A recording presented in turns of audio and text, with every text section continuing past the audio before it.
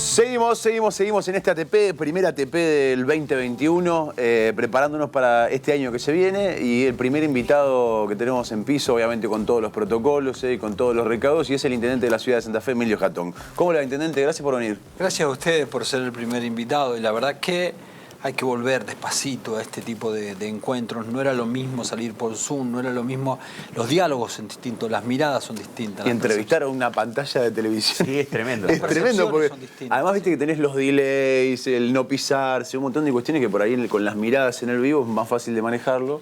Sí, te pasa con la pantalla y cuando encima te falla internet, te falla todo. El periodismo bueno. Y el periodista juega mucho con los silencios del otro y eso, cuando hay remoto no existe, se rompe esa magia de un reportaje que termina siendo una puja, ¿viste? Pero se rompe eso. Bueno, te has tocado un primer año de gestión absolutamente imprevisto, inimaginable. Y tenemos la particularidad de los santafesinos de que es el primer año de gestión municipal, primer año de gestión provincial, primer año de gestión nacional también. ¿Cómo viviste vos personalmente este primer año con todo lo que ha pasado? Era difícil y sigue siendo difícil porque la situación es cambiante y es cambiante a diario. Entonces lo que pasa es que se te presentan todos los días problemas. Entonces es qué hacer con esos problemas. ¿Los transformás en soluciones? ¿Los dejás como problemas? Bueno, nosotros optamos por transformarlos en soluciones. Pero con la pandemia las soluciones no eran rápidas y en los términos que eran antes, sino que todo se había ralentizado, todo se ve ralentizado por todo. Entonces, recién después de un año de trabajo estamos empezando a poner en marcha una maquinaria que era una municipalidad en el piso, devastada, endeudada, con una llegada a los lugares inexistentes. Digo, el principal elemento que tenemos nosotros para gobernar hay que tratar de ser justo. Y para ser justo hay que reconocer las desigualdades y conocerlas. Y eso no estaba reconocido ni conocido tampoco. Claro, porque arrancás además con una situación muy preocupante de la municipalidad. Casi una planta paralela de empleados y una situación de precarización en muchos casos que, bueno, nosotros particularmente hace muchos años la venimos contando. Situaciones financieras y económicas muy complicadas. Tema de la basura. O sea, asumiste con la empresa que te decía, nos vemos, arreglate, y al poco tiempo pandemia.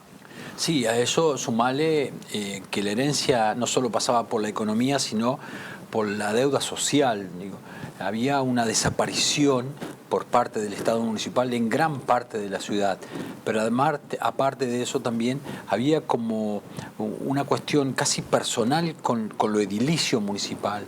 Encontramos los edificios en mal estado, en esa relación con la gente.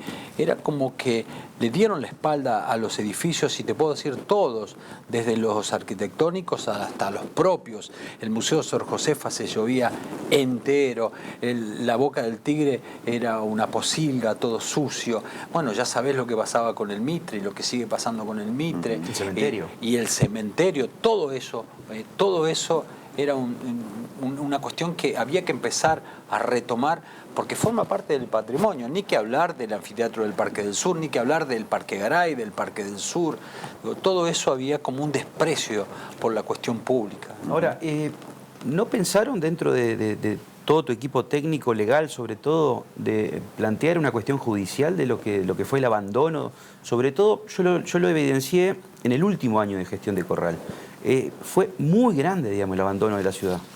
Sí, eso tiene repercusiones más que todo en lo personal y lo ciudadano, no en lo jurídico. Cuando yo digo que lo principal es ser justo, es que cada uno pone sus prioridades donde quiere.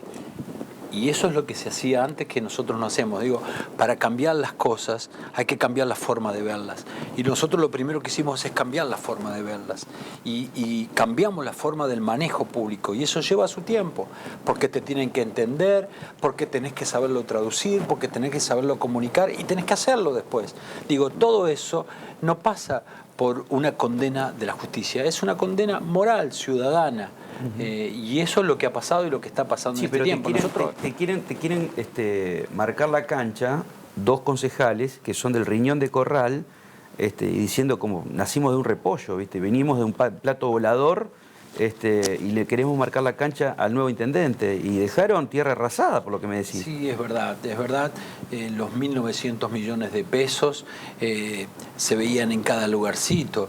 La frase que más escuchábamos al principio era: a vos no te vendo porque ustedes no pagan. Y eran compras necesarias y precisas. ¿Proveedores te decían eso? Claro, a vos no te vendo porque ustedes no pagan. ¿Cómo hicimos para revertir esos 800 proveedores que le debíamos? Y todavía no lo pudimos acomodar, y hay que ser franco con todo eso. Porque había deuda de millones de pesos, deudas que no pertenecían a la ciudad de Santa Fe, y hay deudas que hay que entrar a mirar, y entramos a mirar si eran reales o no. Entonces todo eso llevó su tiempo, todo eso lleva su tiempo. Fue mucho más de lo que uno creía. Los 1.800 millones puede parecer un número, pero había una deuda que impactaba directamente en los servicios de la ciudad, en la vida del ciudadano, en el desprecio por el ciudadano. Y en el medio de la pandemia no fue fácil revertir esa situación. Por eso decía que recién ahora estamos notando que todo el trabajo durante el año 2020 se va a empezar a ver en el mes de enero también, ¿no? ¿Pudieron hacer auditoría? Porque en su momento vos lo habías prometido, después, bueno, con la pandemia uno supone que las prioridades cambian absolutamente, pero ¿se terminó esa auditoría? Se terminó la auditoría y en los próximos días va a estar colgada en la página de... ¿La van a publicar? La vamos a publicar, sí. Estamos muy prontito a eso Adelanta porque... algo. ¿Qué te dice la auditoría? Hay cuestiones que son centrales, como por ejemplo que había certificaciones de obras, como en el Espora, de obras que nunca se hicieron, por ejemplo. Increíble. Había certificaciones por parte de empleados que certificaban servicios de algunas empresas que nunca se prestaron. Entonces, ahí fuimos detrás de los sumarios, de las personas, y todo eso va a estar publicado, todo eso va a estar publicado. Nos vamos al estudio 77, más o menos, en la otra punta, que Héctor y Pau también tienen preguntas. Y con el gel, Héctor, digamos esto. Quería preguntarte, Emilio, sobre algo que recién terminaste de comentar, en la obra del desagüe Espora, la contratación de una empresa sin antecedentes en la materia de la construcción de una obra de la magnitud que tenía el desagüe, que esa fue Automat, la rescisión posterior del contrato, bueno, y después tu gestión. Todo esto que comentaste, que hubo certificaciones de obras presentadas que no eran tales, va a merecer además un reproche penal. Yo quiero insistir con una cuestión judicial porque no es cualquier cosa lo que acabas de decir. Es haber defraudado al Estado municipal. Sí, la verdad que la característica de lo que sugiere esa relación con la justicia lo van a dar los abogados. De hecho, que nosotros estamos todo en ese traspaso y en ese traslado. Cuando se publique, ya hay cada cosa que se publicó. De hecho, algunas tienen una connotación judicial y eso se va a llevar a la justicia. Sí, sí, claro.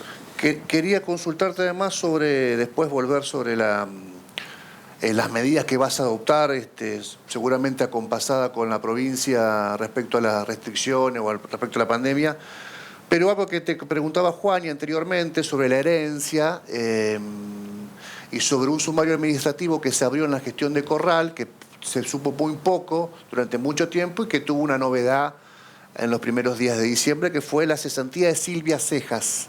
Sí, claro. ¿Por qué decidiste cesantear a Silvia Cejas? Obviamente basado en toda la investigación del sumario, pero me gustaría que le hagas pública a esa decisión. ¿Por qué tomaste esa decisión? Para hacer un preámbulo, Silvia Cejas fue la directora de control, o sea, era de la máxima categoría de carrera. Exacto. Y muy vinculada a SOEM. Muy vinculada a SOEM.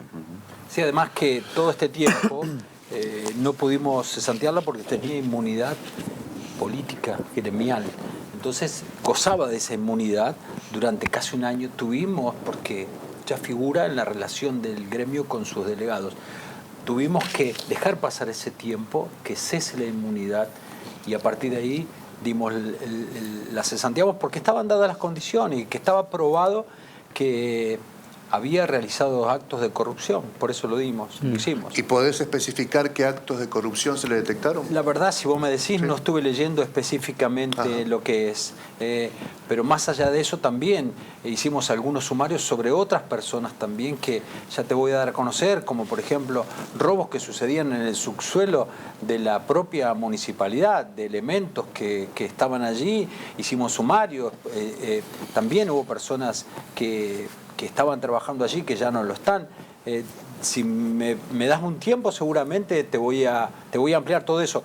Pero no he leído específicamente lo de esta señora Cejas acerca de los actos que había cometido. Intendente, ¿habrá programas específicos vinculados al género para este nuevo periodo? Esto a instancias también de comentar un caso que nosotros estuvimos comunicando sobre el final de la semana pasada, y si bien no es el área específica de gobierno, cuando uno habla de violencias de género hay ausencias de todo tipo. ¿Qué programas habrá en este 2021 aquí en Santa Fe? La verdad que cuando llegamos había un reducto muy pequeñito en género. Nosotros lo que hicimos es subirle de rango, hemos cuadriplicado lo que es la capacidad económica y el presupuesto para género. Estamos trabajando muy cerca de las personas que sufren violencia de género.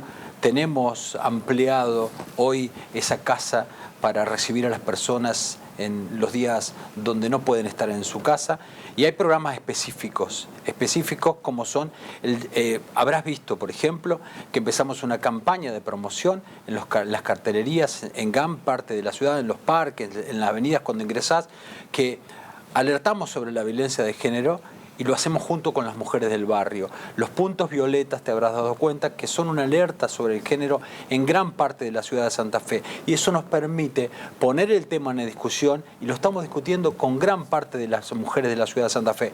Yo específicamente he ido a algunos lugares, junto con las mujeres del barrio, hemos puesto esos carteles donde insiste en lo que significa la violencia de género, a dónde se puede recurrir y cuáles son los programas.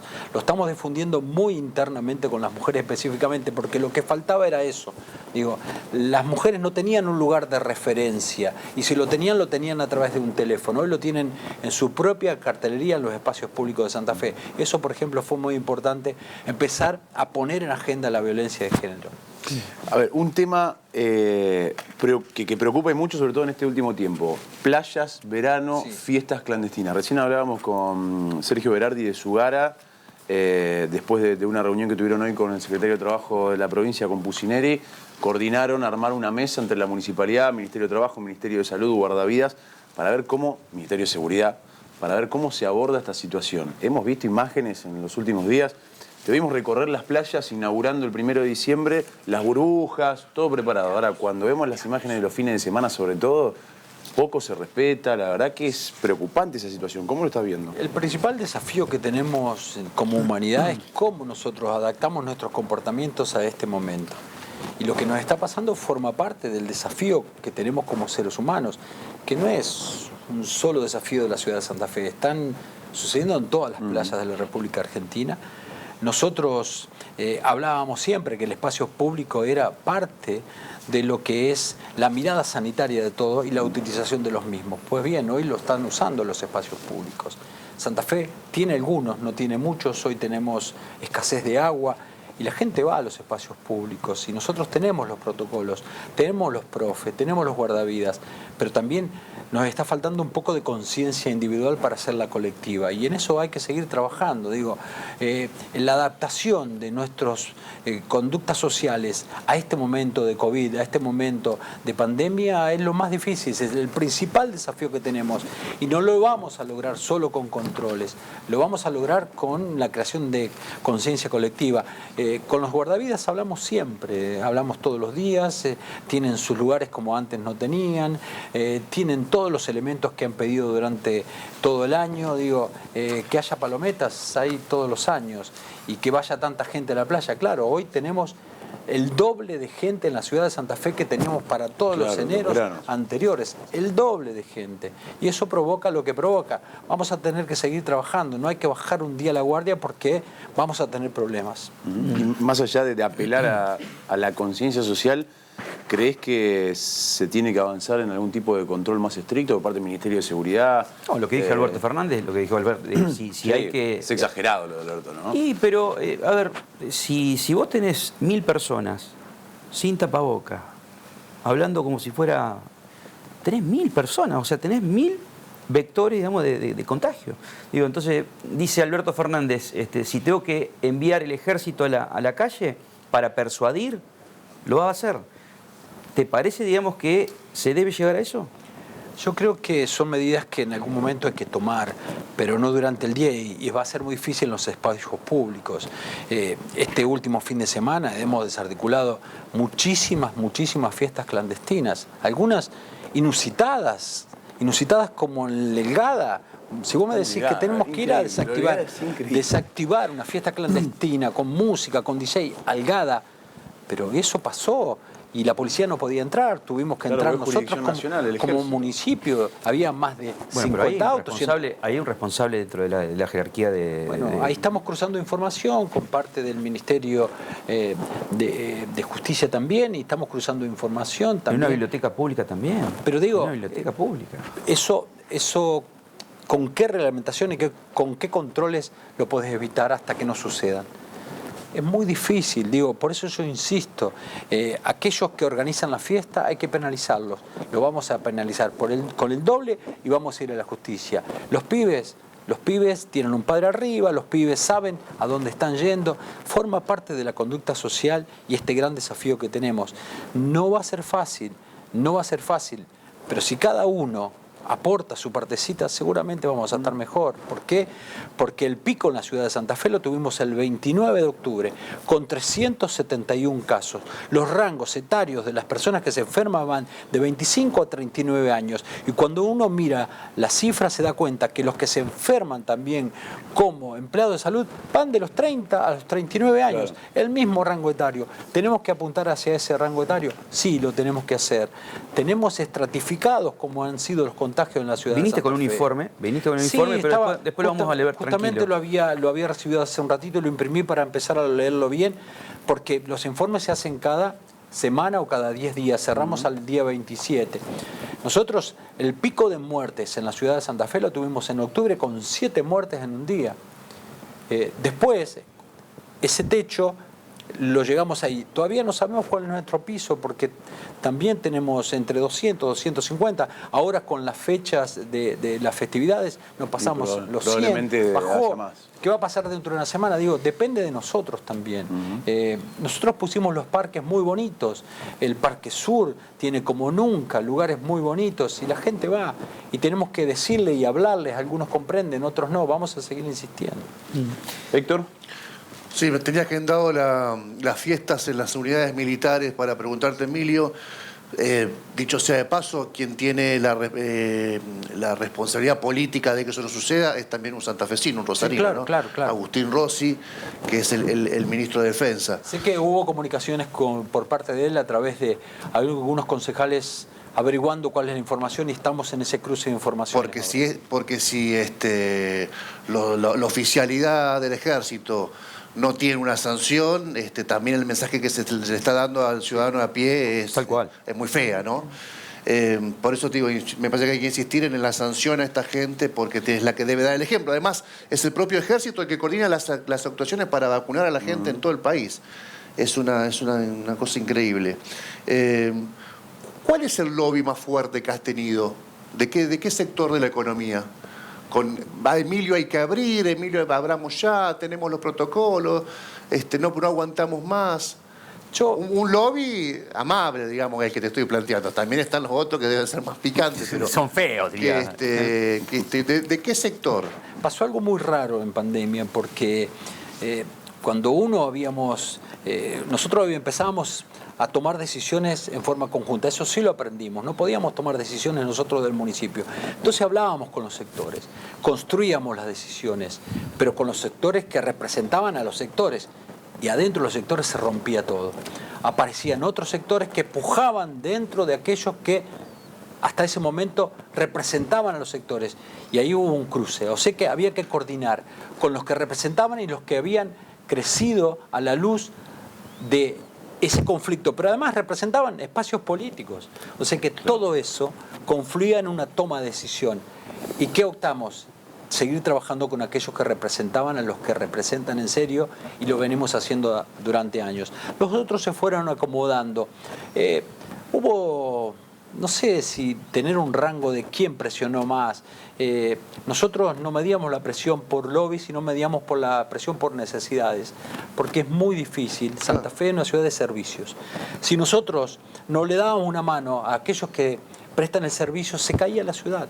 Entonces tuvimos como prioridad abrir los sectores de servicio, porque si no se caía la ciudad de Santa Fe también, y allí empezamos a trabajar. Pero después hubo sectores que querían abrir para algunas cuestiones personales, otros no, pero había prioridades. La prioridad era en el sector de servicio. Bueno, pero había sectores, digamos, sectores de la ciudad ya, no sectores únicamente de rubro comercial o de servicios, donde nunca paró la actividad. Los supermercados nunca pararon. No, pero te digo, hablo de sectores de la ciudad. En el norte de la ciudad de Santa Fe vos ibas y era... Al principio sí, al principio pararon, pero no te olvides que había una regulación nacional que también les permitía con negocios de cercanía.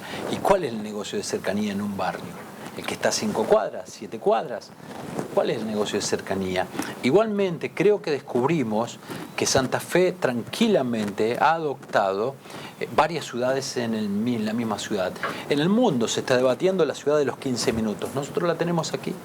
La tenemos porque tenemos Aristóbulo cumpliendo la ciudad del 15 minutos, General Paz cumpliendo la ciudad del 15 minutos. Por eso nosotros al principio hicimos una prueba piloto, que era cerrar los distintos sectores en distintos horarios, y nos dio resultado. Cerramos la peatonal en un horario, Aristóbulo del Valle en otro horario, porque tenían vidas totalmente distintas, comportamientos distintos e idiosincrasias distintas. Eso fue una prueba piloto interesante, pero muy interesante, que se puede repetir en otro momento también. No debatimos en Santa Fe durante 7 meses el horario corrido, que era un tabú. ¿Quién iba a hacer horario corrido en Santa Fe antes de la pandemia? Nadie. Durante 7 meses, tuvimos horario corrido y nadie dijo nada. Los empleados y el gremio contentos. ¿Le preocupa el contexto internacional de coronavirus y si el municipio ya se está preparando para eso? Más que el internacional me preocupa el local. Digo, nosotros al principio sí nos preocupaba mucho, porque el principal ingreso nuestro era la terminal de ómnibus, que venían todos por los vuelos. El virus entró por el avión, entró por los vuelos. Nosotros hicimos un trabajo extenso, que todavía lo estamos haciendo, de recibir a la madrugada, a la tarde, a la noche, toda esa gente. Hoy el problema es nuestro y es el tránsito, porque no te olvides que a partir del 1 de enero se abrió Córdoba, a partir del 1 de enero se abrieron las playas, que va a haber gente que va a viajar, a partir de enero se abrieron toda la costa atlántica. Digo, ahí está la responsabilidad de cada uno. Nosotros tenemos que cuidarnos en este espacio, pero ¿qué pasa si tu tío, tu primo o tu hermano se va a la costa atlántica y vuelve con el virus? ¿Es responsabilidad de la ciudad de Santa Fe o de aquel que viajó y no cumplió con los protocolos o tuvo mala suerte a lo mejor? Digo, eso va a pasar. Va a haber un rebrote alto en la ciudad, porque veo que hay movimientos que entra y sale en la ciudad, y va a ser muy difícil contrarrestar eso, si no lo tomamos cada uno de nosotros, ¿no? Pregunta política. Te toca asumir en todo este contexto que venís describiendo hace un rato y que lo venimos charlando, con un gobierno provincial que también asume, vos perteneciendo a un espacio de un gobierno provincial que se fue y que tiene sus referentes, sobre todo máximo, por lo menos por ahora, en la Cámara de Diputados, Miguel Lischig. ¿Cómo está esa situación política? ¿Cómo te encontraste en el mundo de la política, de la gestión en un ejecutivo, que es la primera vez que te toca, sí, con todos estos condimentos, digamos, con el peronismo gobernando a nivel provincial, con fuertes cruces con el Frente Progresista, sobre todo en la Cámara de Diputados? ¿Cómo piloteaste toda esta situación y cómo lo viviste vos personalmente? Yo primero lo reitero, yo soy intendente de los santafesinos, no soy de un grupo político, y eso lo quiero dejar bien claro. Digo, yo voy a defender los intereses de la ciudad de Santa Fe ante cualquiera. sea del propio partido, sea del Frente, del peronismo, quien sea. Yo voy a defender los intereses de la ciudad de Santa Fe. A partir de allí creo que entendieron que nosotros no tenemos una pertenencia ideológica, mental y de comportamientos hacia otros, sino que la centralidad nuestra es la ciudad de Santa Fe, los problemas de la ciudad de Santa Fe.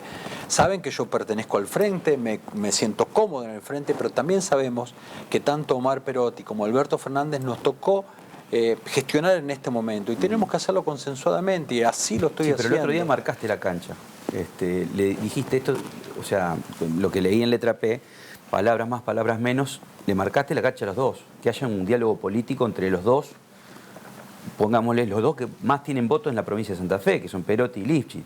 Sí. Que es imposible que todavía no haya diálogo. ¿Por qué pensás vos que pasa esto? Yo no lo entiendo. Mirá, yo dialogo con el presidente, dialogo con Omar Perotti, dialogo con Lifchitz, pero el problema es que cuando uno se aleja de la gestión, muchas veces no comprende los problemas de la gestión. Y los problemas de la gestión, de esta gestión, no son las del 2018. Ha cambiado todo. Gestionar hoy no es gestionar la ciudad en el año 2018. Gestionar la provincia hoy no es gestionar la provincia del 2018. Digo, allí tienen que amalgamarse la experiencia de alguien que gobernó con alguien que está gobernando y se tienen que sentar. ¿Por qué? Porque no hay otro camino. Me parece que se están equivocando al no sentarse, porque además hay un criterio generalizado de la gente que te lo está pidiendo, porque en el momento que estamos viendo de crisis, crear otra nueva crisis que no tiene que ver con el comportamiento individual, que no tiene que ver con el comportamiento colectivo, que sea política, me parece que es un error. Ahora, ¿vos te sentarías a hablar con Corral? Con Corral tengo mis límites. ¿Por qué? Primero, porque no está gestionando. Segundo, porque en verdad él debería pedirle a la ciudad de Santa Fe y hacer un reconocimiento de lo mal que hizo. Digo, alguna vez debería hacer un reconocimiento de lo mal que hizo a la ciudad y no lo están haciendo. ¿Y lo convirtió en personal también con vos? Sí, también, todo. Creo que hay cuestiones que no tienen vuelta y en esa relación yo no tengo Porque vuelta. te sentaste con Barletta, Barletta, digamos, te tiró algunas flores, hablaste de gestión, Sí, fue hablo. intendente, Sí, y sí. seguís hablando con Barletta, digo, pero y con Corral está totalmente cortada la relación. Yo no le encuentro el sentido porque en verdad hay muchas cosas que han sucedido que no tienen sentido. Cuando uno cierra una puerta, en política se dice que nunca nada es nunca o nada o que todo tiene vuelta. Yo no estoy en condiciones de hablar con ese sector. Digo, por eso es que entiendo su comportamiento político y es parte del juego, pero en términos personales no creo que me vuelva a sentar. ¿Crees que le hizo mal a la ciudad de Santa Fe, sobre todo la última gestión de José Corral? Sí, mira, los últimos 6 meses se abandonó la ciudad y no forma parte solo del dinero porque se dejó de lado todos los servicios. ¿Fue a propósito, crees que los últimos 6 meses, porque las elecciones, recordemos que en julio estaban definidas? No, nosotros lo notamos, hubo una desaparición total del Estado, de todo. O sea, que la idea fue dejarte campo minado, No ¿eso encontramos es lo que un foco, no encontramos una Pero, máquina profesor, para cortar yuyo y el foco no desaparece de golpe. Pero digo, pensás vos que hubo un intención. abandono exclusivamente para dejarte de tierra, o sea, camino minado. la realidad me indica que fue así, sí, la realidad me la indica, no es una percepción mía. A ver, vamos a hablar así, te van a insultar por el bache, por las llantas que se rompen, pero digo, estas cuestiones, digamos, que vos decís que ahora van a empezar a haber cambios a partir de enero, que vas a empezar a mostrar, ¿tienen un correlato con lo que estás diciendo? ¿Te dejaron tierra minada? Pero es que así, yo no inventé los pozos no nacieron en 6 meses, las luces no se apagaron en 6 meses, los yuyos no crecieron, las máquinas no desaparecieron. 170 máquinas tuvimos que arreglar en los primeros 6 meses entre camiones, 170 máquinas. Digo, que alguien me explique cómo se rompieron o por qué no las arreglaron. Tuvimos una desaparición del Estado y el Estado estaba en el piso y tuvimos que levantarlo. Hoy yo tengo la responsabilidad, por eso digo que nos llevó todo un año, pero estamos licitando el día 13, ya licitamos todos los baches del microcentro, de cemento, de asfalto, el día 13 empiezan a bachear, el 15 licitamos todas las avenidas de la ciudad de Santa Fe, estamos licitando obras de 30, 50 años como Barrio Cabal, Las Lomas, 4 plazas, estamos con planes de iluminación hasta en la avenida Siete Jefes, estamos arreglando anfiteatro que vamos a inaugurar, los los parques, la verdad que hubo que darlos vueltas porque era un desprecio por las personas que lo utilizaban. Cuando llegamos al Parque Garay, había unas grietas así abajo del piso, lleno de musgo. El Parque del Sur era una mugre, porque nunca se había trabajado. Los propios empleados del parque dicen, jamás vimos el parque así. ¿Y quiénes lo arreglaron? Los propios empleados.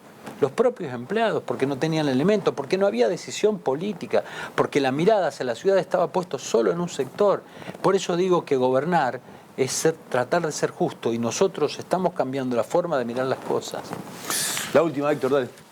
Emilio, tu colega Daniela Cuesta se ha quejado mucho últimamente sobre el poco interés que le da o que en apariencia le da el Ministerio de Seguridad a Santo Tomé. Ha pedido en varias oportunidades entrevistarse con autoridades, no ha tenido éxito, hubo muchos hechos muy feos, muy horribles en Santo Tomé, y Santa Fe está bastante parecido. La pandemia, como tema principal, ha ocultado muchas problemáticas, una de ellas la inseguridad. Bueno, récord otra vez de homicidios en Rosario, se cierra un año muy feo en términos generales en materia de seguridad.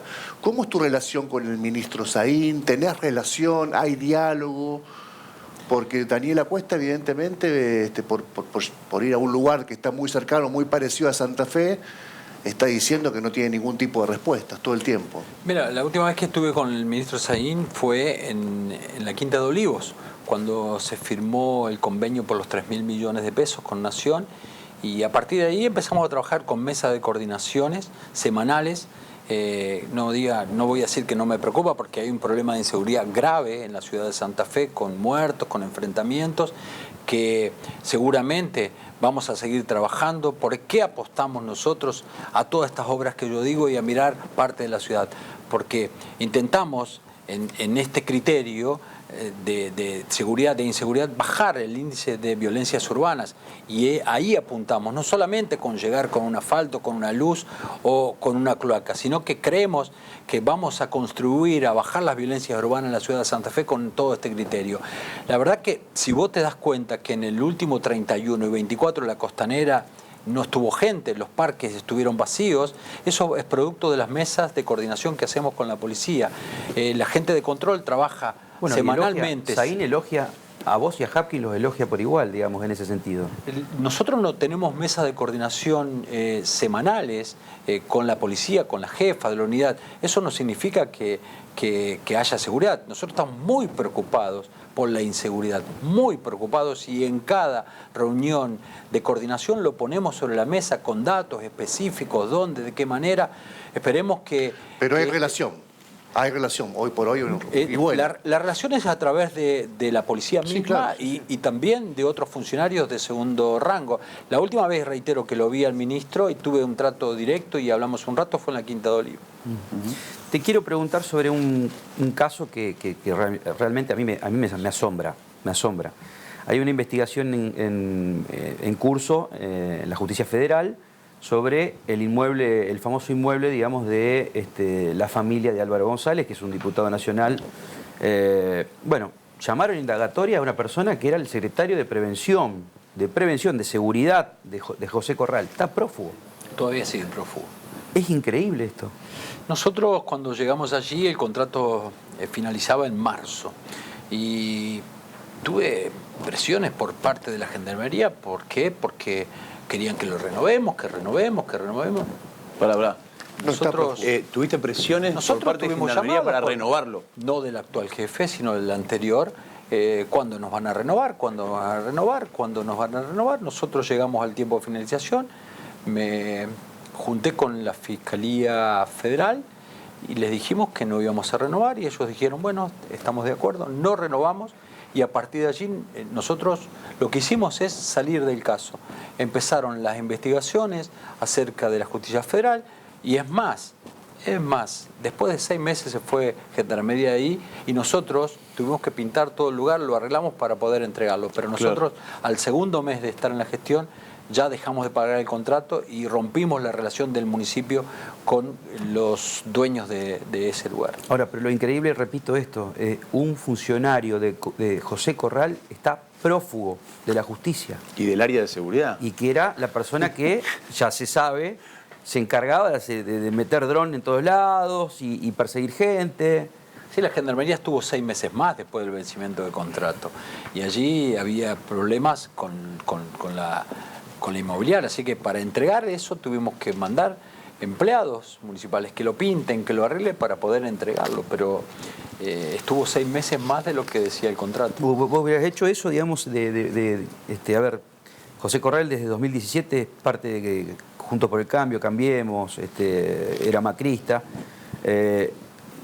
Le contrató un inmueble de la familia de Álvaro González, que hoy es el vicepresidente de la Cámara de Diputados a nivel nacional, pero es del PRO. Digo, o sea, un Cambiemos, a otro Cambiemos le alquiló un inmueble. Por más que después diga, no, pero estaba, me lo manejaba una inmobiliaria, Pero lo que sea. Además fue en forma directa. Cuando uno va a alquilar tiene que licitar.